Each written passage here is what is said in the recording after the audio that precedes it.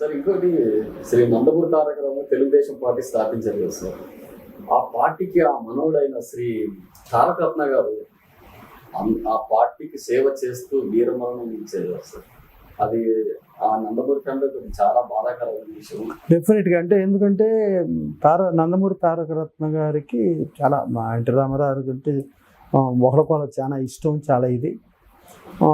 So 2009లో ఇతను ప్రతి చోటకి వెళ్తే తండోపతండాలు జనం, అసలు మామూలు జనం కాదు. అంటే ఒక కర్నూలుకి వెళితే కర్నూలులో అసలు ఆ రోజున ఆ జనం, ఆ తొక్కేసలాట, అది ఒక జీపు ఒక అతని మీదకి ఎక్కేస్తే కాలు ఫ్రాక్చర్ అయ్యింది, తల పగిలింది, హ్యాండ్ ఫ్రాక్చర్ అయ్యింది. ఫ్రాక్చర్ అయితే అతను వెళ్ళి ముందు హాస్పిటల్కి వెళ్ళవయ్యా, చూపించుకోవయ్యా అంటే, నాకు హాస్పిటల్ కాదు, ముందు నువ్వు నాకు చెయ్యి ఇవ్వు, నేను నీ చెయ్యి పుచ్చుకుంటే కానీ నేను హాస్పిటల్కి వెళ్ళను అంటే అతను ముందు ఆ చెయ్యి ఇచ్చి అతను హాస్పిటల్ పంపించి ఇలా జీప్ ఎక్కటం మూలంగా ప్రాబ్లం అవుతుందని చెప్పి తను దిగి నడుచుకుంటా బయలుదేరితే ఆ జనం ఆ ప్రవాహంలో ఒక స్టేజ్లో ఆ ఇదిలో ఏదైనా జరుగుద్దేమో అన్నంత భయం వచ్చి నేను ఉండ పక్కన ఇద్దరం కలిపి పరిగెత్తుకుంటా ఒక ఇంట్లోకి వెళ్ళి ఒక పావు గంట సేపు ప్రశాంతంగా బ్రీత్ అంతా అయితే అప్పుడు సెట్ అయ్యాం. అంత జనం విపరీతంగా.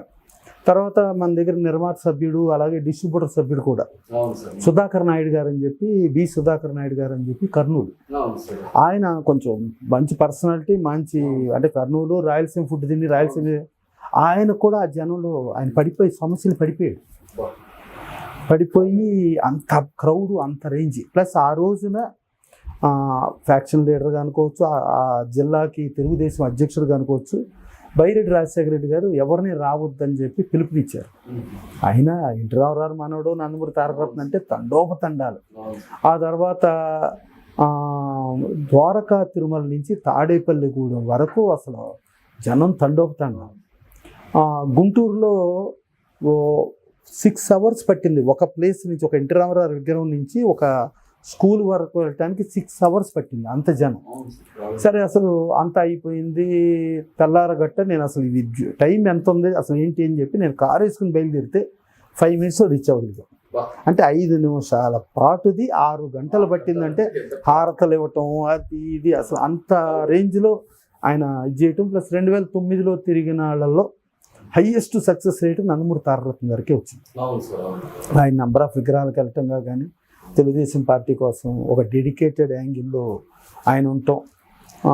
సో ఆయన మామూలుగా ఏంటంటే ఆయన తర్వాత పెళ్లి చేసుకున్నా కూడా రిలేషన్స్ వైజ్గా వైఎస్ఆర్సీపీతో సన్నిహిత సంబంధాలుండి వైఎస్ఆర్సీపీలో నెంబర్ 2 అనబడే ఆయనకు రిలేటివ్ అయినా కూడా ఆయన తాతగారు ఆ తెలుగుదేశం పార్టీని ఎప్పుడూ వదలలేదు.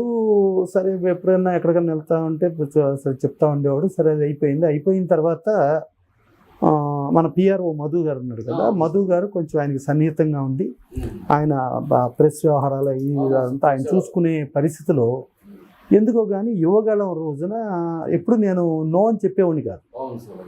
కొంచెం సరే డైరెక్ట్గా నా మాటకి ఎదురు చెప్పడం అనేది ఉండదు, 99% వింటాడు. ఎక్కడన్నా ఒక 1% వినకపోతే మన పెద్దరకం దెబ్బతింటుందని నేను మధుకి చెప్పా, మధు ఈసారి యువగళంకి మనోడు వెళ్ళకుండా ఉంటే బెటర్ ఏమో ఎందుకు అని చెప్పి అన్నా. అంటే లేదులే కాసేపు ఉండి వచ్చేస్తా అని చెప్పండి, ఏం పర్లేదు అని చెప్పి ఆ రోజు యువగళంకి వెళ్ళటం జరిగింది కుప్పంలో. అంటే నారా లోకేష్ గారు యువగళం అది చూస్తే డెఫినెట్గా ఆ తాతగారి పార్టీ అపోజిషన్లోకి వెళ్ళటం, తాతగారి పార్టీకి 19 నుంచి 24లో జరుగుతున్న ఇబ్బందుల నుంచి తను శివైక్యం చెంది ఆ పార్టీకి పునఃప్రతిష్ఠ, తన తాతగారి పార్టీని మళ్ళా పవర్లోకి తీసుకురావడానికి తను శివైక్యం చెందాడనే యాంగిల్లో ప్రపంచమంతా చెప్పుకుంటాం. దాని తర్వాత ఈవెన్ ఆయన శివైక్యం చెందింది కూడా శివరాత్రి రోజునే ఆయన మరణించడం జరిగింది.